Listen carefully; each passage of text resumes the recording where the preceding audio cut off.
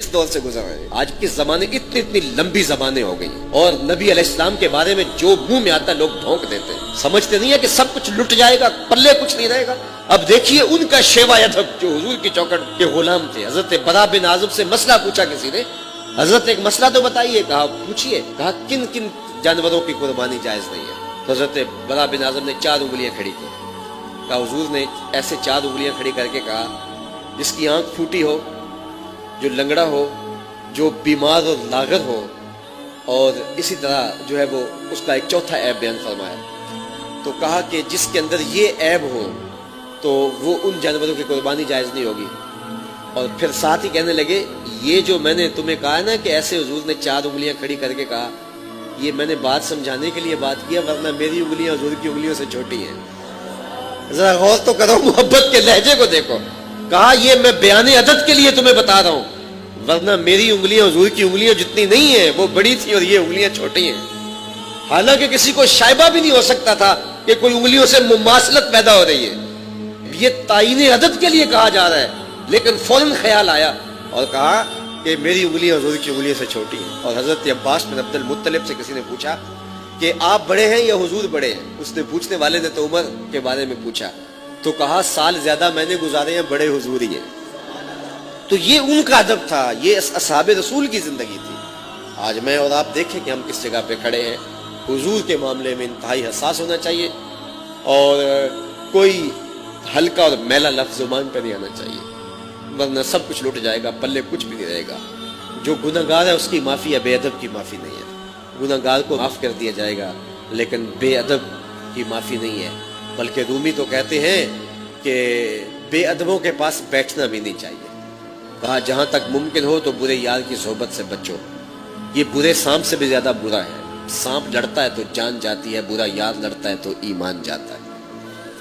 جو بے ادب ہوتے ہیں، رومی علیہ السلام ایک دوسرے مقام پہ کہتے ہیں کہ بے ادب اکیلا نہیں مرتا، جب لیتا ہے پوری بستی کو لے کے مرتا ہے، تو کئیوں کے عقیدے برباد کر کے رکھ دیتا ہے۔ تو حضور علیہ السلام کے حوالے سے ہمارا شیوا ادب وہی ہونا چاہیے جو اصحاب رسول کا شیوا ادب تھا، اور ان کی زندگیاں دیکھیں اور ان کی زندگیوں کا مطالعہ کریں تو کس طرح حضور کے ادب کی انہوں نے رعایت کی اور حضور کی تعظیم و توقیر کو کس طرح بجا لایا۔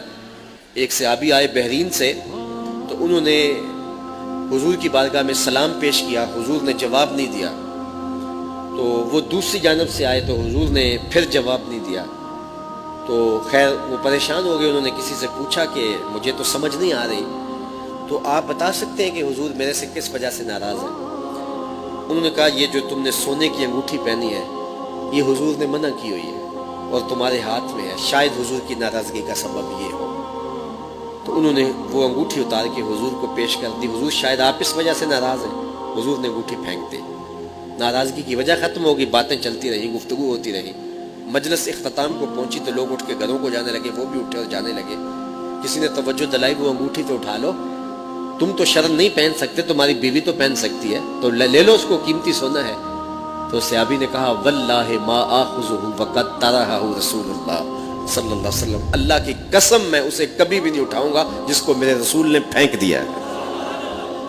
تو ہم غور تو کریں، آج ہم اپنی زندگیوں پہ غور کریں۔ مدینے کی گلی سے حضور گزرے تو ایک گنبد نما مکان بن رہا تھا، ایسے مکان حضور پسند نہیں کرتے تھے۔ حضور نے دیکھا، چہرے پہ آثار پسندیدگی نہیں آئے، حضور گزر گئے۔ کسی نے اس صحابی کو بتایا حضور گزرے تھے، تیرا مکان دیکھا، خوش نہیں ہوئے۔